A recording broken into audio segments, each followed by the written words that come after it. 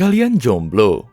Daripada bersedih duduk di pojok ruangan sendirian, gimana kalau nonton anime romance saja? Karena hari ini, kita akan melanjutkan rekomendasi dari 6 anime yang bertema romantis atau love, love, dan love. Jadi, duduk manis, nggak usah sampai di pojok ruangan, relax, dan nikmati videonya.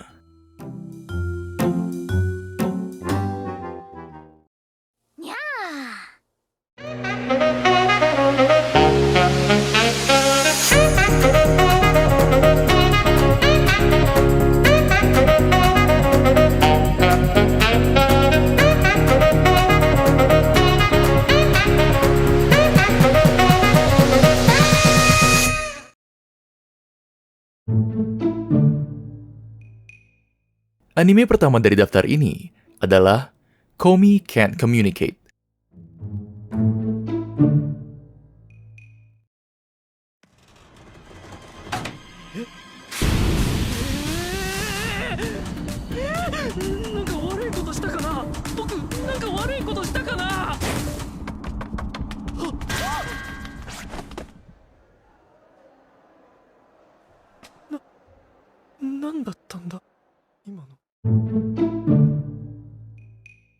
Anime ini berkisah mengenai seorang gadis introvert bernama Komi yang memiliki gangguan dalam berbicara.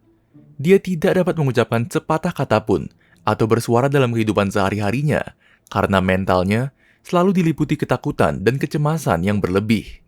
Ia hampir tak pernah berbicara dengan orang, dan apabila ia dipaksa untuk berbicara, maka seluruh tubuhnya akan bergetar hebat saking takutnya.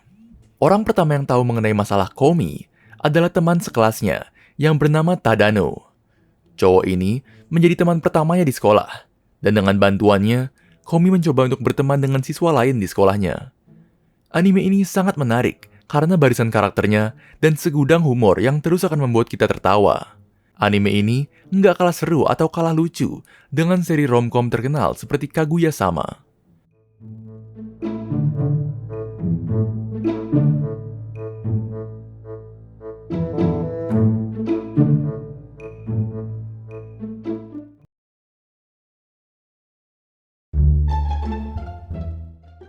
Selanjutnya, anime kedua dari daftar ini, we have Shikimori's Not Just a Cutie.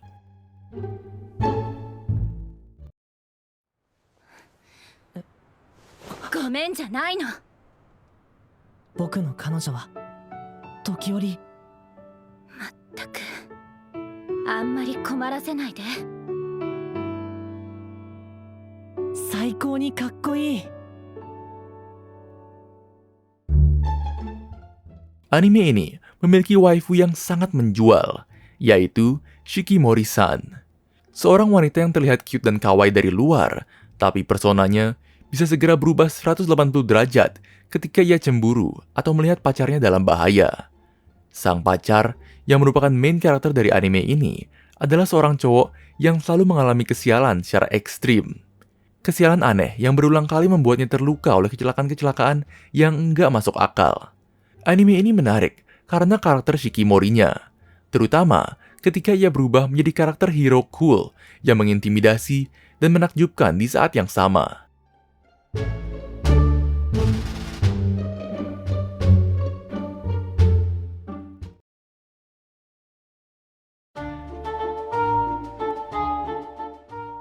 Next on the list, anime ketiga dari daftar ini, we have Love of Kill. この涙の終着駅があなたの愛でできているのなら、私たちの進む道には死の花が咲き誇り、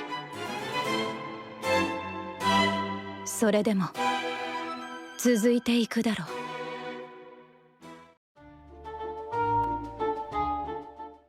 Serial anime yang satu ini berbeda dari anime lain yang ada di daftar karena tipenya bukan romantic comedy. Apakah ada kisah romansnya? Ada, tapi bukan di season pertama, karena hubungan kedua karakter utamanya masih berjalan di tempat di season awal ini.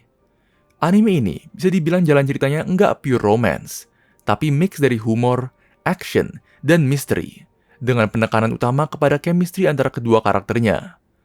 Kisahnya sendiri bercerita mengenai pemburu hadiah bernama Chateau, seorang wanita yang kehilangan semua ingatannya akan masa lalu. Wanita ini memiliki partner bernama Riang Ha, seorang pembunuh profesional yang misterius. Pria ini sepertinya terobsesi kepada Chateau. Tanpa kenal menyerah, ia selalu berusaha menggunakan segala cara untuk bisa menjadikan sang wanita sebagai miliknya. Meski Chateau secara dingin selalu menolaknya.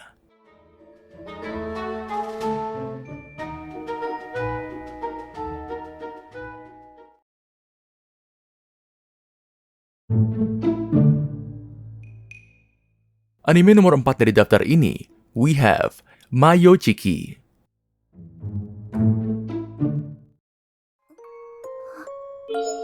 まさか。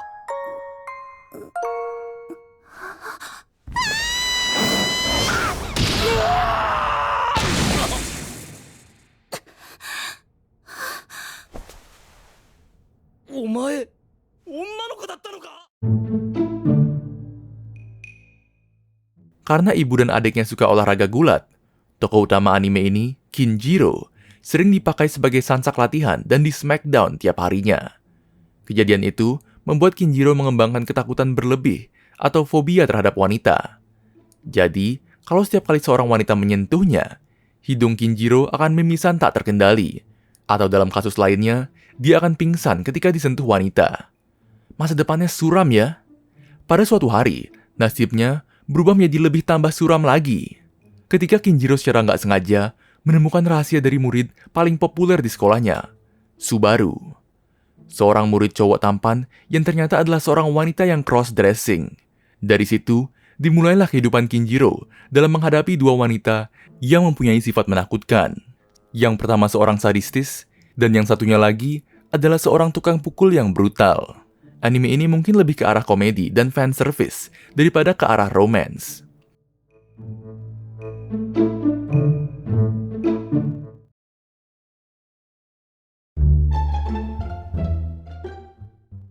Selanjutnya, anime kelima dari daftar ini, we have Yojuhan Shinwa Taikei.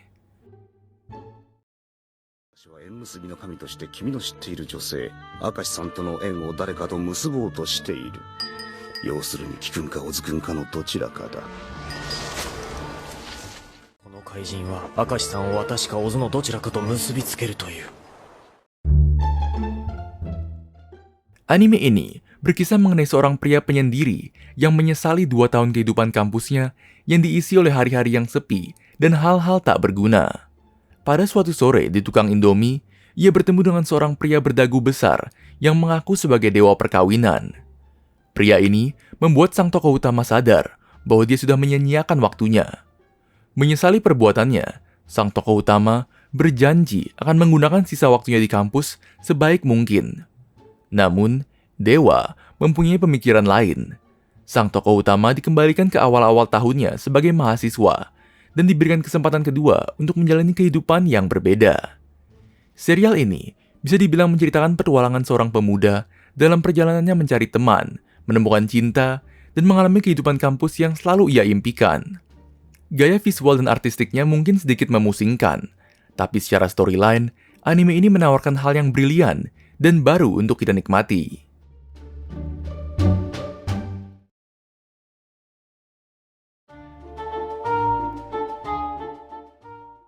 Finally, anime terakhir dari daftar ini, we have Koi to Uso. だからこうして面と向かっておめでとうって言えるのも本当に夢みたいで、今日この30分の思い出だけで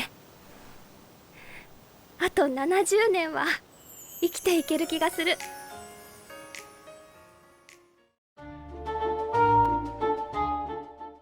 Untuk menciptakan perkawinan yang sukses dan meningkatkan angka kelahiran, Jepang menciptakan sebuah sistem yang diberi nama The Red Thread of Science. Sistem ini seperti layaknya kawin paksa, yaitu seorang pria dan wanita diharuskan menikah berdasarkan penilaian-penilaian secara sains, bukan karena suka sama suka. Dan bagi mereka yang tidak menuruti aturan ini, akan menerima hukuman yang berat. Anime ini bercerita mengenai kisah dari Yukari dan Misaki, pasangan yang saling menyukai, namun sebelum keduanya dapat melanjutkan hubungan mereka, Yukari diharuskan menikah dengan wanita yang berbeda oleh sistem. Yukari dan Misaki kemudian masuk ke dalam permainan cinta dan kebohongan yang membingungkan dengan orang ketiga, Ririna, wanita yang seharusnya dinikahi oleh Yukari secara sistem.